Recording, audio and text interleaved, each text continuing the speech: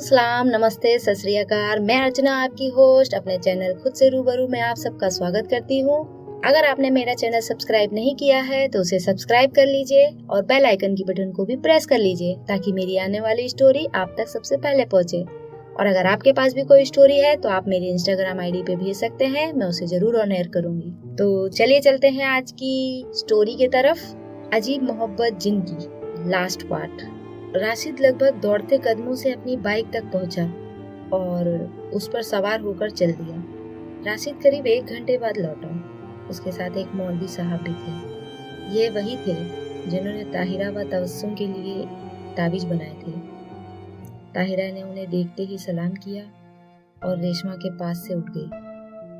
मौलवी साहब ने पीली जर्द हो चुकी रेशमा को देखा और दुखी स्वर में ऊपर वाले से रहम की दरखास्त की और बोले, मियाँ, ये मासूम बच्ची एक जिन की दुष्ट हरकतों का शिकार हो चुकी है। वह जिन हर कीमत पर इसे पाना चाहता है। शायद तुम्हें नहीं मालूम, केवल आज की रात ही तुम्हारे पास है। सुबह होते ही वह इस बच्ची की रूह इसके शरीर से निकाल ले जाएगा और इसे अपनी रूहानी दुनिया में शामिल कर लेगा। नहीं नहीं नहीं, या अल्लाह, ऐसा नहीं हो सकता। ताहिरा बुरी तरह कांप उठी। उसका चेहरा भय से काला पड़ गया। मौलवी साहब, राशिद दोनों हाथ जोड़कर घुटने के बल बैठ गया। उसकी आंखें नम हो उठी। ये मेरी बहन के दिल का करार और दूल्हा भाई के दिल की धड़कन है। उनका इसके अलावा कोई नहीं है। इसे बचा लीजिए, खुदा के वास्ते इस बच्ची को बचा लीजिए। बचाने और मारने वाला वही है। उसकी बिना मर्जी के कुछ नहीं होता।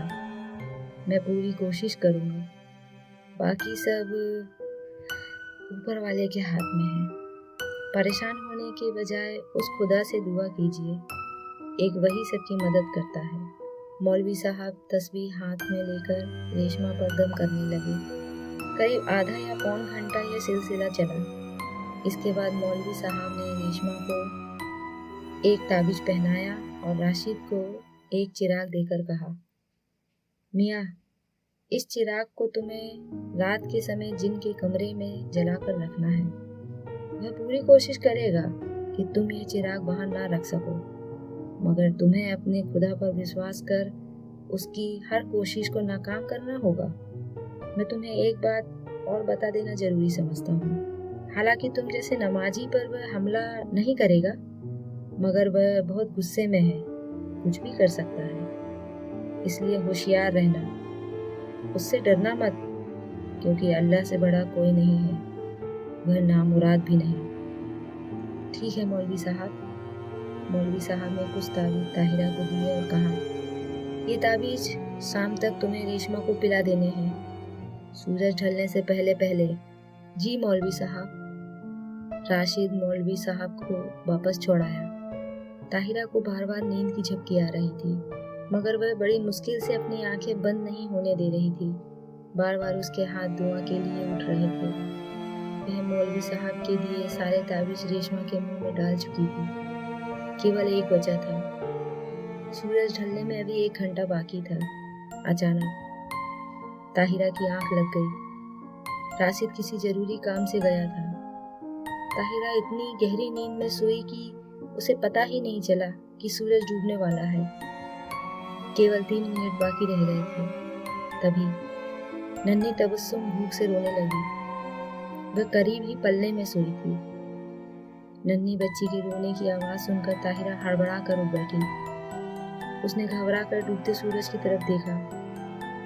सूरज डूबने ही वाला था। वह अपनी बेटी के रोने को नजरअंदाज कर मेज पर रखे पानी की ओर झपटी और जल्दी से कटोरे में रखे ताबीज का पानी रेशमा के जबड़े खोलकर उसके मुंह में उड़ेल दिया। उसी पल सूरज पूरी तरह पश्चिम में डूब गया।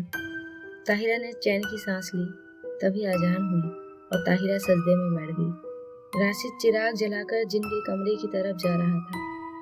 नन्ही तबस्सुम बुरी तरह रो रही थी और उसकी माँ पूरे सच्चे मन से ऊपर वाले के दरबार में सजदा कर रही थी। अपने खाविंद और बच्चे की सलामती की दुआ मांग रही थी। अचानक तेज हवाएं चलने लगी। राशिद ने चिराग की लो अपनी हथेली के दायरे की ओट में कर ली और आगे बढ़ने लगा।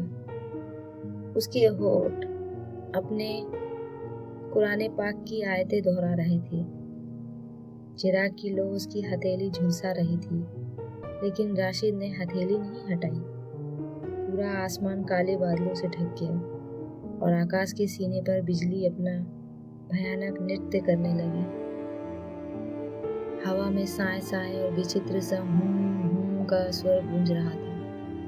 रात के गहरे अंधकार में फैला भूतहा वातावरण देखकर राशिद को अपना ही घर पराया सा लगा। जिन के कमरे और राशिद में चंद कदमों का ही फासला रह गया था। राशिद का दिल किसी अनजानी आशंका से धड़क उठा। उसके बढ़ते कदम ठिठक गए।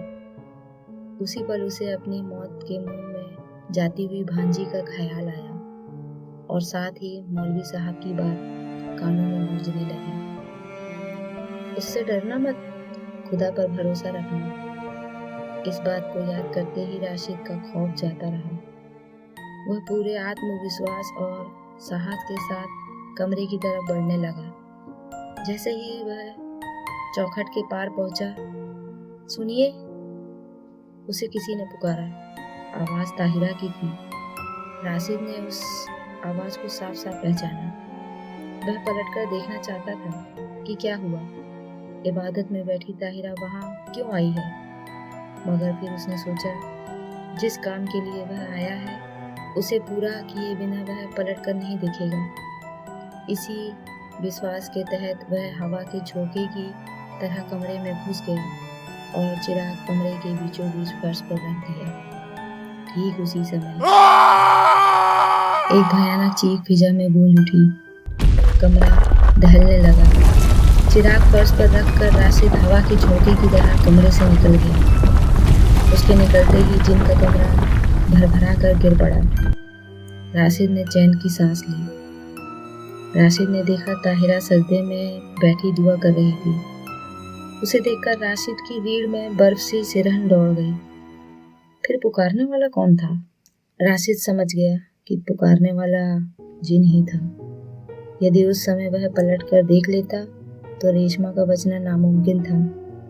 उसने ऊपर वाले का बार बार शुक्रिया अदा किया और पालने में रोती हुई तबस्सुम को उठाकर सीने से लगा लिया। तभी हवेली के मुख्य दरवाजे पर जोर जोर से दस्तक हुई। दोनों ने एक दूसरे को देखा। दोनों की नजरों में एक ही सवाल था, इतनी रात गए कौन आया है? राशिद ने कहा, तुम तबस्सुम को पकड़ो, रेशमा का ख्याल रखना, मैं देखता हूँ कौन है। कुछ देर बाद राशिद लौट आया। उसके साथ उसकी बहन और बहनोई थे, यानी रेशमा के मम्मी पापा। आप? ताहिरा उन्हें इतनी रात में आया देखकर हैरान रह गई। इस समय वे सभी हॉल में थे। इतनी रात गए, सब खैरियत तो है? सब खैरियत है, रेशमा के वालिद ने कहा। परसों रेशमा की अम्मी ने बड़ा ही खौफनाक ख्वाब देखा कि रेशमा, खैर, वे मुस्कुराए और बोले, ये तभी से आने की जिद कर रही थी, हार कर मुझे आज आना ही पड़ा। वैसे रेशमा कहाँ है? दिखाई नहीं दे रही। वह सो रही है। पहले आप हाथ मुंह धो लें, फिर बात करते हैं। रेशमा के अम्मी अब्बू ने हाथ मुंह धोकर केवल चाय पी और हल्का फुल्का नाश्ता किया। उसके बाद राशिद ने उन्हें सारी बात बताई। पूरी बात सुनकर दोनों के चेहरे फट पड़ गए। उन्होंने कमरे में जाकर रेशमा को देखा। अब उसे बुखार नहीं था, मगर कमजोरी ने उसकी सूरत बदल दी थी। करीब एक हफ्ते तक रेशमा अपने अम्मी अब्बू के साथ राजस्थान में ही रही। पूरी तरह ठीक होने पर वह दिल्ली लौट आई। उसके माता पिता ने आगामी 15 दिन बाद उसका निकाह दिल्ली के ही एक नामी बिजनेसमैन के बेटे से कर दिया। इतनी खूबसूरत दुल्हन को देखकर ससुराल वाले बारी बारी हो गए। सुहाग रात की सेज पर लाल कपड़ों और भारी जेवरों से सजी रेशमा अपने सोहर के इंतजार में घूंघट निकाले बैठी थी। अचानक वह चौंक पड़ी। खौफ से उसकी आंखें फैल गई। उसके नाक से वही चिर परिचित खुशबू टकरा रही थी। उसकी भयभीत हिरनी सी नजरें कमरे में घूम रही थी। तभी उसकी आंखों के सामने धुएं की एक आकृति नजर आने लगी, जिसने धीरे धीरे जिन का रूप ले लिया। वही पुरकशिश शख्सियत और आकर्षक मुस्कुराहट, मगर आज उसकी मुस्कुराहट में पीड़ा झलक रही थी। रेशमा बुरी तरह भयभीत हो उठी। उसका जिस्म थर थर कांप रहा था। यह देखकर जिन का दर्द और भी बढ़ गया। डरो मत रेशमा, जिनकी आवाज किसी गहरे कुएं से आती हुई महसूस हो रही थी। तुम मेरी मोहब्बत हो। यदि मैं चाहूं तो आज भी तुम्हें अपने साथ ले जा सकता हूं, लेकिन मैं ऐसा हरगिज नहीं करूंगा। जानती हो क्यों? क्योंकि तुम मुझसे मोहब्बत नहीं करती। काश ये बात मैं पहले समझ लेता। मुझसे भारी गलती हो गई, मुझे माफ कर दो। जिन पश्चाताप करने लगा। रेशमा की खौफजदा आंखें उसी पर टिकी थी। अपनी पीड़ा और दर्द को वह बड़ी मुश्किल से भुला सकी थी, लेकिन जिन को सामने देखकर उसे पुनः सारे दर्द याद आ गए। लेकिन फिर भी वह खामोश रही। तभी जैसे जादू के जोर से एक सफेद मोती की माला जिनके हाथों में नजर आने लगी। वह उस माला को बेड पर रखकर बोला, अगर तुम मुझे माफ कर सको, यदि तुमने मेरी ये छोटी सी भेंट स्वीकार कर ली तो मैं समझूंगा तुमने मुझे माफ कर दिया। इतना कहकर जिन गायब हो गए। कमरे में आती फूलों की सुगंध भी खत्म हो गई। उसी समय कमरे का दरवाजा खुला और एक सजीले नौजवान ने कमरे में कदम रखा। घूंघट की आड़ से उसकी शक्ल देखते ही रेशमा अवाक रह गई। वह रेशमा का शौहर जाइब खान था, लेकिन उसकी सूरत हूबहू जिन जैसी थी।